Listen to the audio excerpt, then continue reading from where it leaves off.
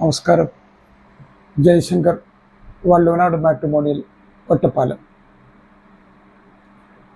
ഇന്ന് പറയാൻ പോകുന്ന ആൺകുട്ടി ജയകൃഷ്ണൻ VR.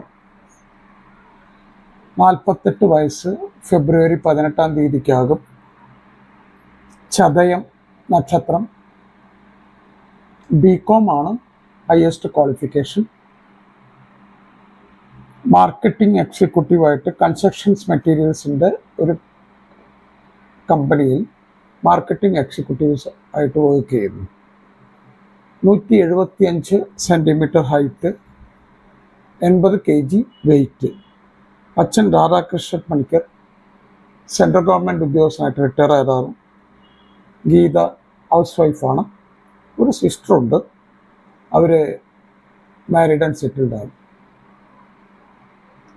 ഇവർ പാലക്കാട് പുത്തൂർ എന്ന് പറഞ്ഞ സ്ഥലത്താണ് സെറ്റിൽ ചെയ്തിരിക്കുന്നത്.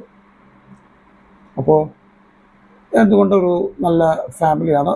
കുറച്ച് ഏജായി പോയി എന്നുള്ളതാണ് ആ കുട്ടിയുടെ ഒരു നേരിടുന്ന ഒരു ചെറിയ വിഷമം എന്ന് പറയുന്നത്. ഒരിക്കൽ കൂടെ ഞാൻ ജയകൃഷ്ണനെക്കുറിച്ച് പറയാം. ജയകൃഷ്ണൻ VR, 48 വയസ്സ്, ചതയം നക്ഷത്രം, 175 centimetre height, 80 kg weight. Steel and constructions മെറ്റീരിയൽസിൻ്റെ കമ്പനിയിൽ എക്സിക്യൂട്ടീവായിട്ട് വർക്ക് ചെയ്യുന്നു. മാർക്കറ്റിംഗ് എക്സിക്യൂട്ടീവായിട്ട് വർക്ക് ചെയ്യുന്നു. അച്ഛൻ രാധാകൃഷ്ണൻ പണിക്കർ, അമ്മ ഗീത. അച്ഛൻ സെൻട്രൽ ഗവൺമെൻറ് റിട്ടയർഡ് ഉദ്യോഗസ്ഥനാണ്. അമ്മ ഗീത. സിസ്റ്റർ മാരീഡ് ആൻഡ് സെറ്റിൽഡാണ്. പാലക്കാട് പുത്തൂർ എന്ന് പറഞ്ഞ സ്ഥലത്താണ് ഇവർ താമസിക്കുന്നത്. അപ്പോൾ ആർക്കെങ്കിലും ഏജായിട്ടുള്ള ആളുകളെ നോക്കുന്നുണ്ടെങ്കിൽ തീർച്ചയായിട്ടും വള്ളുവനാട് മാട്രിമോണിയലുമായിട്ട് ബന്ധപ്പെട്ട് കഴിഞ്ഞാൽ ഞാൻ അവരുടെ ഡീറ്റെയിലുകളൊക്കെ എടുത്തു തരുന്നതാണ്. എല്ലാ വീഡിയോകളിലും പറയുന്ന 2-3 കാര്യങ്ങൾ തീർച്ചയായിട്ടും ഞാൻ ഇവിടെ പറയാൻ ആഗ്രഹിക്കുകയാണ്. വിവാഹം നോക്കണം എന്ന തീരുമാനമായി കഴിഞ്ഞാൽ ആർക്കാണോ വിവാഹം നോക്കേണ്ടത് ആ കുട്ടിയുടെ വീട്ടുകാർ, അതായത് അച്ഛൻ, അമ്മ, സഹോദരങ്ങളും കൂടെ കൂടിയിരുന്ന് ഒന്ന് നന്നായിട്ട് സംസാരിക്കുക. എന്താണ് ഈ നന്നായിട്ട് സംസാരിക്കുക എന്ന് പറഞ്ഞു കഴിഞ്ഞാൽ, എന്തൊക്കെയാണ് ആ കുട്ടിയുടെ റിക്വയർമെൻറ്റ്സ്. ആ കുട്ടി ഇപ്പോൾ ചിലപ്പോൾ ബാംഗ്ലൂരാണ് വർക്ക് ചെയ്യുന്നതെങ്കിൽ ആ കുട്ടി ചിലപ്പോൾ പറയും നമുക്ക് ബാംഗ്ലൂരുള്ളവരെ മാത്രം നോക്കിയാൽ മതി. ഇപ്പോൾ M.Tech ആണ് പാസ്സായിരിക്കുന്നത് എങ്കിൽ ആ കുട്ടിക്ക് ചിലപ്പോൾ പോസ്റ്റ് ഗ്രാജുവേറ്റ് ആയിട്ടുള്ള കുട്ടികളെ തന്നെ കിട്ടണമെന്നുണ്ടാകും, അല്ലെങ്കിൽ പ്രൊഫഷണൽസിനെ കിട്ടണമെന്നുണ്ടാകും.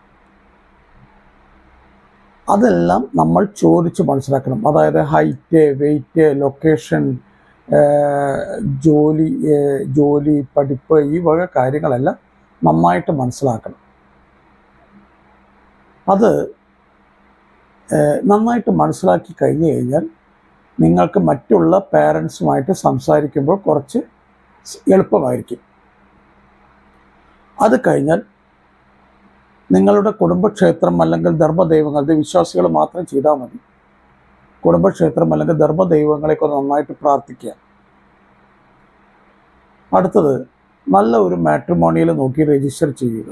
നല്ല മാട്രിമോണിയൽ എന്ന് പറഞ്ഞു കഴിഞ്ഞാൽ ഇന്നത്തെ കാലത്ത് ഒരു മാട്രിമോണിയലിന്, അതായത് ഇൻക്ലൂഡിങ് മൈസെൽഫ്, ഒരു മാട്രിമോണിയലിനും വിശ്വസിക്കാൻ പറ്റാത്തൊരു കാലഘട്ടമാണ്. അപ്പോൾ അത് നന്നാക്കിയിട്ട് ഒരു 2 ആളെങ്കിലും നല്ല കാര്യം പറയുന്നുണ്ടെങ്കിൽ തീർച്ചയായിട്ടും പോയി ചേരണം. അല്ലാത്തത് വെറുതെ നമ്മൾ പൈസ കൊടുത്ത് അവരുമായിട്ട് വഴക്കും ബഹളവും ഒന്നും നടക്കാൻ പോകുന്നില്ല. അതെല്ലാം നമ്മൾ നന്നായിട്ട് മനസ്സിലാക്കുക.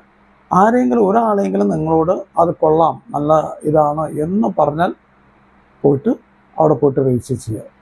രജിസ്റ്റർ ചെയ്യുന്ന സമയത്ത് പ്രൊഫൈൽ ഉണ്ടാക്കുമ്പോൾ വളരെയധികം ശ്രദ്ധിക്കുക. അതായത് ഇത്ര ദോഷം, 7 ചൊവ്വ, അങ്ങനെയൊക്കെ പലതും എഴുതുന്ന ആൾക്കാർ കാണുന്നുണ്ട്. അത് എൻ്റെ ഒരു വ്യക്തിപരമായ അഭിപ്രായത്തിൽ അത് കഴിയുന്നത് ഒഴിവാക്കുന്നതാണ് നല്ലത്. കാരണം ഈ അറിയാത്ത ആളുകൾ, ഇതിനെക്കുറിച്ച് അറിയാത്ത ആളുകൾ ഇതൊക്കെ വായിക്കുമ്പോൾ പേടിച്ചു പോകും. അയ്യോ, ഇത് വലിയൊരു അപകടമാണല്ലോ എന്നൊക്കെ പറഞ്ഞിട്ട് അവർ സംസാരിക്കാൻ താല്പര്യം ഉണ്ടാവില്ല. വരുന്ന ആൺകുട്ടികളിൽ 60% കൂടുതലും ശുദ്ധജാതകമാണ്. വരുന്ന പെൺകുട്ടികളിൽ 50% കൂടുതലും ദോഷജാതകമായിട്ടാണ് ഇവിടെ കാണപ്പെടുന്നത്. ഇത് ജ്യോത്സ്യന്മാർ എന്നെ സമ്മതിക്കില്ല. ഞാനിത് പറഞ്ഞു കഴിഞ്ഞാൽ അത് സമ്മതിക്കില്ല. കാരണം ഇങ്ങനെ നല്ലതെന്നൊക്കെ പറയും, ശരിയായിരിക്കാം. പക്ഷേ ഇവിടെ വരുന്നൊരു കാഴ്ചയാണ് ഞാൻ പറയുന്നത്. അപ്പോൾ മനസ്സിലാക്കി വെക്കേണ്ടത്, ആൺകുട്ടികൾ കൂടുതലും ശുദ്ധജാതകം, പെൺകുട്ടികൾ കൂടുതലും ദോഷജാതകം എന്നെങ്കിലും മനസ്സിലാക്കി വയ്ക്കുക. അപ്പോൾ തന്നെ കുറേ പ്രതിസന്ധികൾ നിങ്ങൾക്ക് ഒഴിവാക്കാൻ പറ്റും. അത് മനസ്സിലാക്കി കഴിഞ്ഞു കഴിഞ്ഞാൽ ഏത് പ്രൊഫൈൽ ഇഷ്ടപ്പെടുന്നു, ഏതെങ്കിലും കുട്ടികളുടെ പ്രൊഫൈൽ ഇഷ്ടപ്പെട്ടു, ഫോട്ടോ കണ്ടു, അച്ഛനും അമ്മയ്ക്കും ഇഷ്ടമായി, ഫാമിലി ഓക്കെയാണ്, എല്ലാ കാര്യങ്ങളും ഓക്കെ ആയി കഴിഞ്ഞാൽ തീർച്ചയായിട്ടും കുട്ടികളുടെ വാട്സാപ്പ് നമ്പർ എക്സ്ചേഞ്ച് ചെയ്യണം. വാട്സാപ്പ് നമ്പർ എക്സ്ചേഞ്ച് ചെയ്ത് കഴിഞ്ഞാൽ അവർ ഒരു 15 ദിവസമെങ്കിലും മിനിമം നന്നായിട്ട് സംസാരിക്കണം. നന്നായി സംസാരിക്കുക എന്ന് പറഞ്ഞു കഴിഞ്ഞാൽ അടിസ്ഥാനപരമായിട്ട്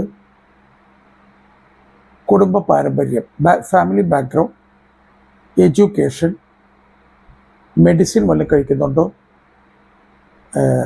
അമിതമായ ലോണുകൾ വല്ലതുമുണ്ടോ, ഇനി ഇതെല്ലാം കഴിഞ്ഞ് പ്രസൻ്റ്ലി അല്ലെങ്കിൽ ആസ് ഓഫ് നൗ ഏതെങ്കിലും തരത്തിൽ ലവ് അഫെയർ ഉണ്ടോ, ഈ കൃത്യമായിട്ട് ഈ 5-6 കാര്യങ്ങൾ ചോദിക്കണം. അത് നിങ്ങൾ നന്നായിട്ട് മനസ്സിലാക്കേണ്ട വേണം. അച്ഛനമ്മമാർക്ക് അത് ചോദിക്കാൻ പറ്റിയെന്ന് വരില്ല. അത് കുട്ടികൾ തമ്മിൽ സംസാരിക്കുമ്പോഴാണ് മനസ്സിലാക്കാൻ പറ്റുള്ളൂ. അതിനുശേഷം വാട്സാപ്പ് ചാറ്റിൽ കൂടെ ഏകദേശം ഒരു ഫ്രണ്ട്ഷിപ്പ് ബിൽഡപ്പ് ആയി കഴിഞ്ഞാൽ തീർച്ചയായിട്ടും പുറത്ത് വെച്ച് കാണണം. കുട്ടികൾ തമ്മിൽ തീർച്ചയായിട്ടും പുറത്ത് വെച്ച് കാണണം. അപ്പോഴാണ് നമുക്ക് കൃത്യമായിട്ട് മനസ്സിലാക്കുക. ഇവരുടെ ബോഡി ലാംഗ്വേജ്, ഇവരുടെ വർത്തമാനത്തിൻ്റെ രീതികളും കാര്യങ്ങളൊക്കെ മനസ്സിലാക്കി കഴിഞ്ഞാൽ നമുക്ക് വളരെ എളുപ്പമായിരിക്കും. അതിനുശേഷം മാത്രം നിങ്ങൾ കംഫർട്ടാണ്, ഓക്കെ ആണെന്ന് തോന്നിക്കഴിഞ്ഞാൽ മാത്രമേ പെണ്ണ് കാണൽ ചടങ്ങിലോട്ട് പോകാവൂ. അപ്പോൾ ഈ കാര്യങ്ങളൊക്കെ ഒന്ന് ഫോളോ ചെയ്ത് കഴിഞ്ഞാൽ എല്ലാവർക്കും ഒരു ടെൻഷൻ ഇല്ലാതെ വിവാഹമൊക്കെ നടത്താൻ കഴിയുന്നതാണ് ഞാൻ കാണുന്നത്. അപ്പോൾ എല്ലാവർക്കും മംഗളാശംസകൾ. ജയശങ്കർ, വള്ളൂരാട് മാട്രിമോണിയൽ, ഒറ്റപ്പാലം.